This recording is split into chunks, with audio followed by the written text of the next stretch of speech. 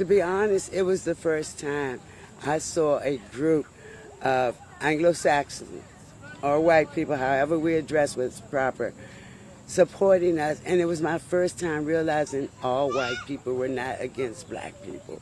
So it was a joyous occasion for me to participate. Do you remember the speech and any lines that I have a dream, and one day, just one day, I will reach the mountaintop. And all of God's children, black, white, Jews, Gentile, will all be one. In many ways, yes, it did come true. In many, many ways. However, of course, you know, we are still in the struggle. We're still fighting the battles. We're still trying to integrate into a society that did not accept us in the beginning. So there was a lot of white people in the movement, all right, walking right alongside Dr. Martin Luther King. A lot of white people took blows like we did. A lot of white people sacrificed. So this was an American movement. So we elected a black man to hold the highest office in the land twice. That made me believe in the ideal of America even more so. And listen, Martin Luther King's dream is coming true in those kinds of respects. And now we can't be discriminated against because of where we live.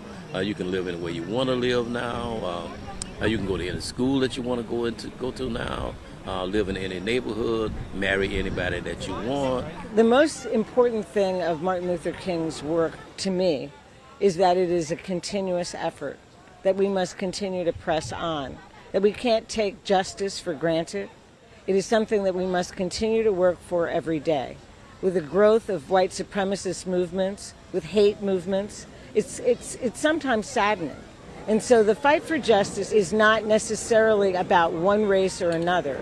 It's about all human beings being entitled to just and fair and equal opportunity. And so there's a great concern that we're moving backward. The Voting Rights Act has been curtailed, but there was a victory in the Supreme Court. In the same session, they rolled back affirmative action. Diversity is our power! So it's pretty cool to see that there's diversity everywhere, and that's possible because of people like Martin Luther King, like Abraham Lincoln, like Mahatma Gandhi. And it just goes to show you that one person can actually make a difference. Thank you, Dr. Martin Luther King Jr. Black and proud. Good job.